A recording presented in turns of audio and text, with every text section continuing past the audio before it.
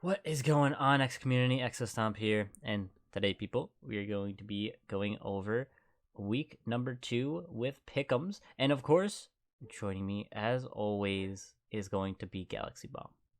Hello, everyone. Welcome to the Miners League.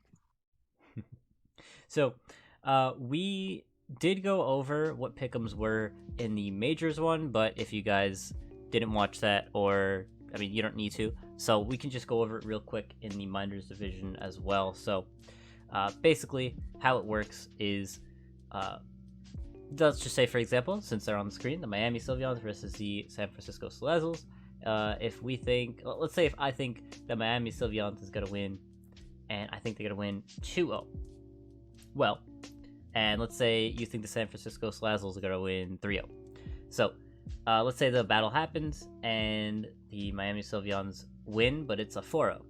That means that I get a point, but I don't get 2 points. If they were able to win as a 2-0 like I predicted, I would get 2 points, and if I locks on them, then I would get 2 points unless they won as a 2-0, then they get 3 points. So basically, we're gonna count up all the points at the end of the draft and see who wins. Whoever wins, there'll be a big prize. All right, I don't know what it'll be, but there'll be a big prize. All right, sure. Yeah. I was just doing it for the heck of it. Yeah, there'll be a big prize. Anyways, so, yeah, locks are interesting because how locks work is, let's say you lock on a team and you end up losing, you actually lose a point.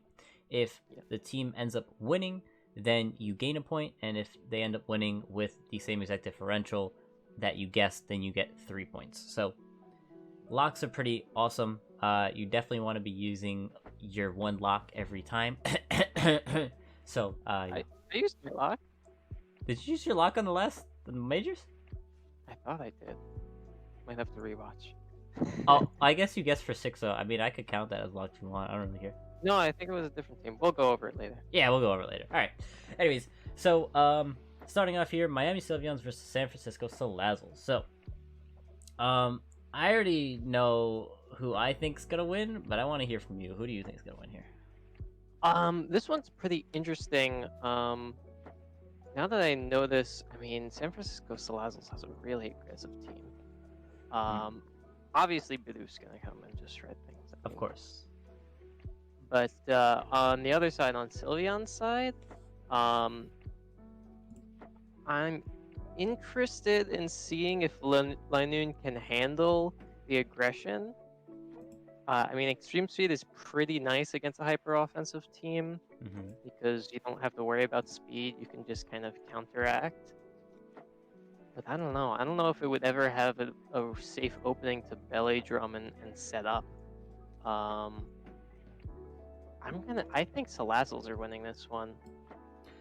Maybe 2-0, personally. Damn, 2-0. All right. So, I do want to mention that Sylvie actually listened to what I said, which, and a few people did, and we'll go over them. But all of them are in the minors, which is good. Definitely, if you have anything that you want to mention, like, hey, I think my team could use something. What could it use? Something like that. You can always look at the post-draft rankings, or you can ask any person in the majors. I doubt they would say, I don't want to help, so, definitely ask. But Sylvie did listen. He did grab Magneton and Aromatisse, which are the two mons that I did mention could help the team. However, you do have one trade left, and I would definitely suggest maybe trading out one of your mons for a fast mon, because you have base 100 and that's it. And look at Salazzle's team. It is pretty scary there. The top 4 mons outspeed his whole team. I'm not sure if Linoon's extreme speed is enough. I mean, honestly though, there's no resist to Linoon's E-speed besides Hoopa. Well, no, because unless it's running it's like Scarf Hoopa, Linoon just presses like Shadow Claw. So I mean, it's possible that either team can win here. However, the speed gap between the Salazzles and the Sylveons, it's too much in my opinion. So I would agree that Salazzles could definitely win here, but I feel like it's definitely gonna be close because I know Sylvie definitely knows how to play. And I guess the Salazzles have been showing that they're pretty good as well. I'm gonna give it to the Salazzles. I'm gonna give them a 3-0 just because the speed gap, it's too much. Also, I wanted to mention this. San Francisco Salazzles. You have a Salandit on your thing, and also the Salazzles is spelled wrong. It's 1L 2Z's, but nice. I just wanted to mention that because it's been triggering me this whole time. I didn't want to mention it, but it's an aesthetic choice. I mean, look, Salandit's fine. Salazzles, my eyes. Okay, anyways. It's aesthetic, don't worry about it. Yeah, it's aesthetic. I got it. Alright, sure. Moving on here, we got the Thor's Thundies versus the Sleeping Snorlax. Woo! This is gonna be a nice game. Both really nice, strong teams. However, there is this. We actually just talked about this. Lycanroc is faster than everything on Thor's team. I was looking at these teams, and I'm just like, didn't we go over these? These look extremely similar to the major teams. Yeah. Yeah, well, I mean, you know, it is. I mean, we drafted faster, so maybe they picked, you know, whatever. So, yeah, I think Lycanroc here is really nice. I think, oh man, Salk, you guys know I like Salk. I mean, I didn't make a low tier legend on him yet. It's in the works. All right, guys, I've been busy, but not like Salk is really nice here because Earthquake and Close Combat and like Ice Punch, I think, and Knockoff. Those are the 4 moves you need, and you just sort of win. That is very scary, yeah. Yeah. I am kind of trying to think though. There are a decent amount of walls for Delphox on the Snorlax's team, which does make it a little bit harder to break through for the Thundies. Though the Thundies have some pretty nice walls of their own. I mean, Vaporeon, with its Wish passing, makes it really hard to break through. Scalding any offensive ons. I mean, if a Scald hits Lycanroc, not only is it going to do a lot of damage, but that burn could cripple it severely. Same with Sawk too. Sawk gets burned, that hurts it a lot. So I think Snorlax has to watch out for potential burn. Even if Snorlax gets burned, oof, that'd be rough. A lot of their threats are offensive, so burns can really do a lot of damage here. The thing with Vaporeon is something like a Seismitoad can just completely wall it. Yeah. And then like Seismitoad as well. The only grass type is Roselia.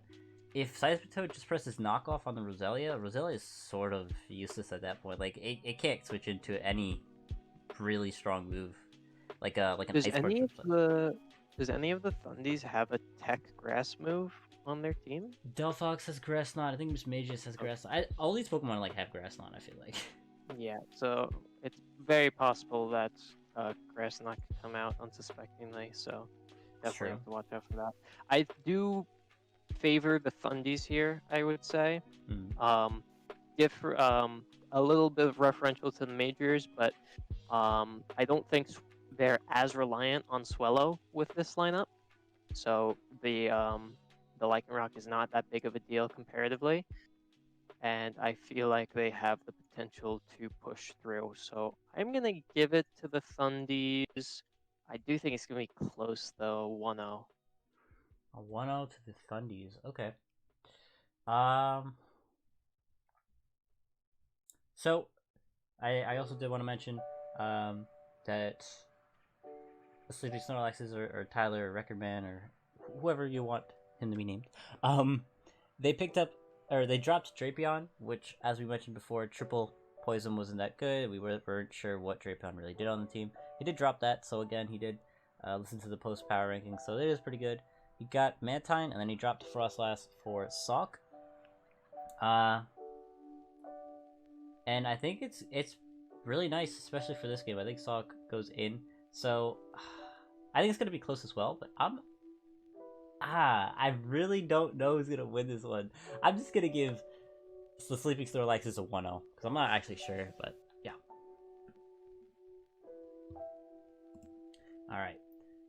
Moving on here to the next game, we have the London Luxrays versus the Florida Phalanx. So, this game is sort of evenly matched. Now that I keep looking at it, the speed tiers are not too far out of the way. The only thing is, actually, yeah, I think this game is going to be really even. There's a lot of really even games this week. Yeah, just kind of looking through it though, I'm worried about the versatility for the Luxrays in this matchup. I'm not sure. I don't think Ditto's very viable here. I mean, maybe on the Poltegeist or the Ice Q as some kind of emergency reverse sweep. But I don't know if it's going to be worth bringing it personally. Regigigas also, I don't know. I don't see Regigigas having the opportunity to stay in long enough for it to get past its ability downside. And I think Luxrays are going to definitely have to be reliant on Floatzel or Boltons to push through, not only with the speed, but also the power of Bolton actually does quite a lot of damage. So definitely Phalanx definitely have to watch out for that. But yeah, I feel like this matchup is really even. Yeah. Trying to see like the threats on both sides, but I feel like they both have answers. It's hard to say. Yeah. I feel like this is going to come down to some kind of opportunity to set up. So either like a sword stand. Well, Marowak has sword stance, yeah. Some like maybe a sword stance on Marowak or a smash on Poltegeist, something along those lines. I'm not sure. Yeah. So the thing is, actually, you mentioned Ditto, and the Phalanx seems that they have a lot of setup, which is really good for the Luxray's Ditto because Poltegeist, Phalanx, Nasty Plot, Thievel, Calm Mind, Galarian, Articuno, even like Swordsdance, Ursaring, or Belly Drum Ice Cube, everything, Ditto just takes it and runs with it, which means, in my opinion, I think the Luxrays do have the upper hand just because of the Ditto and setup. Can't set up unless you want to get swept by Ditto. So, I'm actually going to vote for the Luxrays here. I'm going to give them a 3-0. Oh, okay. I think the other way around. I don't know.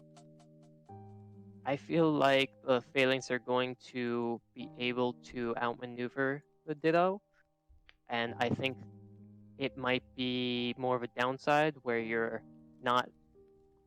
less, or you're more willing to let them set up, and that might be the downfall. So I'm gonna give it to the Phalanx as like a 5-0, maybe a sudden sweep happens. Wow. Okay. All right. Well, I guess we'll see what happens then. All right. Let's move on here. We got the Berlin Blossoms versus the T1 T-Tars. So, this game is actually they both are the slowest teams, I think, in the draft. So this game is gonna be really interesting. Yeah. I was gonna say the T1 T-Tars are gonna have fun, but they don't have a fast team either. I completely forgot. So, yeah. I guess Reggie Drago is nice. Because if it's Scarf, it just presses... Even if it's Specs, if it's Specs, it just presses the freaking Dragon Energy, and the only thing that comes in is the Hatterene, or I guess Flurgus. Okay, the Flurgus is there too. But then, like, you got... Man, I don't know. This is gonna be a really weird game. Yeah, I feel like this game is definitely going to be power versus power. I don't think they're going to worry about speed as much, which means we're going to probably see very beefy mons with very high attack values, um, which will be interesting. Yeah. Though, just kind of looking at it, I guess they do have Florges, but I feel like Mudsdale Mm-hmm. can do a lot of work here. If it like takes some physical hits, it becomes really hard to break through. Yeah, But yeah, Mudsdale and Doublade are definitely something to watch out for because what I mean, look, you got Iron, you got Ironhead, you got what is it, Close Combat or Sacred Sword or whatever. You got Ghost Move. Not a lot of these Pokemon can take those three combination of moves, and especially with a Trick Room team, if you want to set up Trick Room, Doubleblades like, all right, you could set it up. I'm fine with that, and you could get counter swept by a Trick Room Doublade that you just set up. So it's trick rooming when the opponent has a Hatterene is risky. oh, I'm not saying Arvid sets a Trick Room. I'm saying if they set up a Trick Room, they could get counter swept by a Doublade.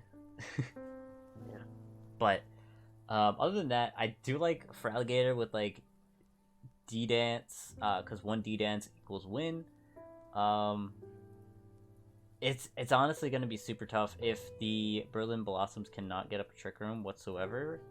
Stuff like for Alligator and Regidrago and even Meloetta just have their ways with this team. So I'm gonna have to give it to Arvid here, and I'm gonna give him a I'll give him a 4-0. I will also give it to them, but I'm going to play it a bit safer and give it 2-0. Ooh, all right. You know what? I'm locking in. Okay. All right. Now, Arvid, don't let me down. All right, you got this. Come on, dude. Believe in you. All right. Next game here we got Houston Hard Scales. Houston versus Houston. Okay, let's see. Yeah, what's the better Houston team? Got the home field advantage. Honestly, I feel like what's funny? Yeah. You know what's funny about this? Yeah. This is like the perfect time to show why a fairy type is so important. Because the hard scales have 2 dragon types, and the Tauros don't have a great fairy type to answer it. Whoa. Clefairy is a good fairy type. Yo, you'd be surprised. I mean, maybe. That thing's gonna 6-0, watch. Not only that, but they don't have an ice type either. So immediately you see that the typing advantage is on the hard scales by quite a bit, from just the fact that the Tauros don't have a solid fairy or a solid ice type, or any ice type, I guess. I guess I can agree with that. I didn't actually really notice that, but I do think Clefairy. I know it's slow, but with a Violite, that thing is tanky. It just soft boils up. It spans Moonblast. I like it. All right, I like Clefairy. However, I mean, I can agree. It's not the best fairy type in this situation, but it's something. The thing is, Zoroark can disguise as Moltres, which is funny because I'm doing that in another league, and just press Flamethrower, and let's say something that wants to come in on a Moltres. What comes in on a Moltres? Let's see. Quillfish could. Zoroark can just press Dark Pulse and kill it, or press Extra Sensory and kill it. So you really have to play around with Zoroark, which is the scariest thing for like a balanced team like this. Is if you have Zoroark plus balance, it's super hard to guess what is the Zoroark, because anything could be Zoroark because the speeds are sort of around the same, and yeah, I think Zoroark's gonna go in this game, even though there's a Skuntank right there. I still think Zoroark's really nice here. So what are you thinking then? I'm gonna give it to the Houston Tauros. I'm gonna give them a 2-0 this game. Okay. I'm gonna give a 4-0 to the Hardscales. Oh, wow. I think that the options they have, just because of the lack of certain coverage on the Taurus' side, is going to allow them to really have the advantage. Okay. Honestly, I'm not sure about the hard skills yet. Like, so if you're confident they can win this match, then I trust them. Don't let me down. okay. You know what? I trust them so much. I'm locking in. Better not Oh, let me down. oh my god. All right. Well, hopefully you're right. Oh boy, it's gonna be fun. All right, moving on here. Honchkrow Mafia versus Charlotte Beedrills. So since you know about the Charlotte Beedrills firsthand, why don't you start this Oh one? boy. Okay. So Registeel plus Palisand is a crazy wall. It is insanely difficult to break through. Not only does Palisand have reliable recovery, but Registeel pretty much takes into account anything that Palisand doesn't do well against and just blocks it. Not only that, but they have Drudagon as a third and Muck as a fourth defensive option. Kingdra can also be really bulky. This team just screams defense. And then behind that defense, you have insane power with Embor. A really nice attacking stat with Serena as well. The team is a little weaker on the special side. They do have to rely quite a bit on Gardevoir for that. But I look at Honchkrow Mafia and I'm like, how do they break through these defensive walls? Yeah, honestly, I do agree.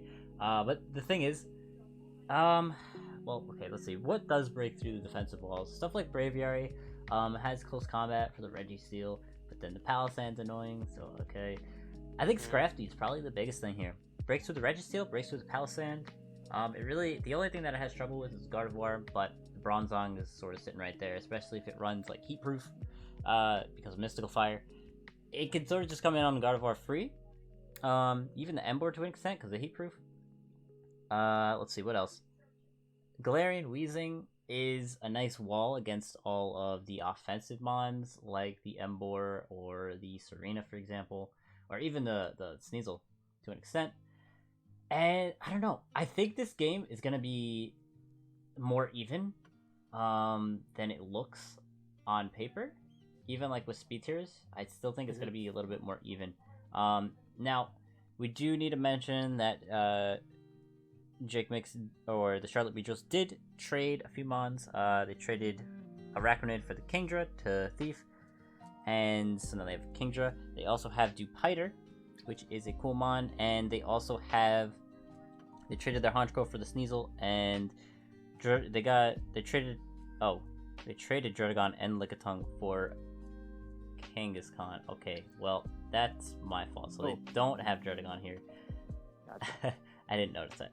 So don't look at the Druddigon, I guess. Does that change your mind with anything? It makes their options a bit less. Does that mean they have Kingdra as their dragon type? Yeah. Interesting. I feel like it's still very similar where there are a lot of walls here. They do have a decent amount of reliable recovery, so it will be tricky for Mafia to break through. I think it's basically going to boil down to if the Mafia can break through a wall. Yeah, I mean, if they can break through the wall, then they can really take advantage of that. But if they don't, there's not too much they can do. I feel like it's going to be a pretty one-sided game one way or the other. It very much depends on how easily the walls are broken through, to be honest. Okay. Alright, so what is your prediction here then? I'm gonna give it 3-0 to the Beedrills. Okay, interesting. I'm gonna give the Honchkrow Mafia a. I will give them a. Go bigger. I'll go 4-0. Okay. All right. Let's move on to the next battle here. We got the Oops All Whoopers versus the Breaking Zolts. Probably the two best team logos here. So. Oh man, this is probably the most interesting games, I would say, because there are some mons that you normally don't see on some of these teams. Like the Clink Clang, you usually don't see. You don't see the Furt very often. You don't really see the Alolan Raticate on the Breaking Zolts team, or even like the Oricorio. So both teams have some mons that you normally don't see, but the mons actually aren't bad here. Like the Alolan Raticate is pretty decent against the Whoopers here. So Something I noticed is that the Whoopers actually have quite a lot of setup. With the shift gear on Kling Klang, Chandelure could run a Calm Mind set. Crustle has Shell Smash if it needs to use it. As well as Porygon could also potentially Calm Mind. There are a lot of options here for the Whoopers to just start to run a sweep if the Zolts can't block it very well. And there's not that many defensive options on the Zolts team, I feel. Like, they have Cryogonal, and they have Miltank, but other than that, what would be the answers to, like, Chandelure if they get the Chandelure setup? Well, Miltank is free with Thick Fat. Oh, okay, Thick Fat, yeah. Yeah, Spadef Miltank just sort of walls Chandelure so freely. I mean, yeah, like Fire will not hurt it at all. Of course, Ghost won't hurt it. And then like what else? Does it have Focus Blast? I don't think it does. But even that, like, if it's Spadef Miltank, it wouldn't 2-8 KO unless it's like +2. So yeah, sure. I do like Chandelure, but Miltank is so nice here that it has to come, and if Miltank comes, Chandelure, it gets annoyed by it, so that means that, stuff like Hitmontop would probably need to come to counteract that, but I don't know, this is gonna be a really close game, so I'm gonna give the win to... I'll give it to the Oops All Whoopers, and I'm gonna give them a 1-0. I think it's gonna be really close. I was actually gonna do the same exact thing. I was gonna give a 1-0 to Oops. You could do that? Alright. That's fair then. Okay. Alright. Moving on to the last game. I think you know who it is. It's gonna be the Thornham Fractures, aka Rabbit, versus you. Oh, okay. So let me start off with this since it's your team. Well, Crobat looks really nice because it outspeeds Rabbit's whole team. And so does Galvantula, so that's something to note. Actually, Galvantula looks so nice here. Like Energy Ball, like Stab plus Energy Ball. I mean, I don't know many things that can switch into those moves here, but Comfy's not bad. Comfy's definitely not bad. Wow, a lot of your mons are... You have a pretty decent matchup. Definitely, especially if you could somehow keep Sticky Web up, but the defoggers are a little annoying here. The thing you have to look out for is like Emolga, because Emolga has a really nice matchup here, and can take your hits from most mons pretty well. I do see a few. I unfortunately don't have a solid ground type to take Emolga's hits, which is slightly worrying. I do have Quagsire, but I'm not entirely sure how much I want to rely on this matchup. Right. So it's something I have to think on for sure. Yeah. I do like your matchup. I do think that I don't want to mention literally everything that you can bring. But you know, the Beldum's right there. Okay, the Beldum. Even though Blaziken's sitting right there, you know, if you use Zen Headbutt, if you choice ban Zen Headbutt that Blaziken, it's dead. All right, it's dead. Fair. Yeah. I don't know when that would happen, but the numbers add up. The numbers do add up. You could definitely bring that mind to this game right here. Okay, Rabbit, watch out. I'm warning you. It's gonna come. No, but yeah, I do like your matchup a lot, and so I'm just gonna put it in here. I'm gonna say you're gonna win with a man, this is tough. I'll give you a 2-0. Okay.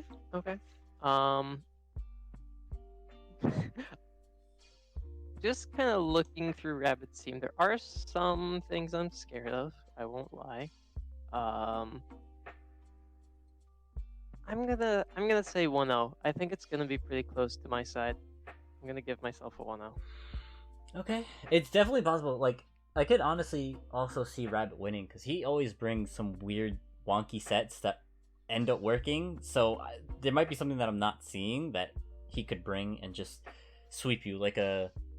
I don't think it gets this, but like an autotomized Caparaja with weakness policy, and it somehow sweeps you. I don't know, but it could happen. Other than that, yeah, I think it's gonna be a really close game. But yeah, that's it for this week.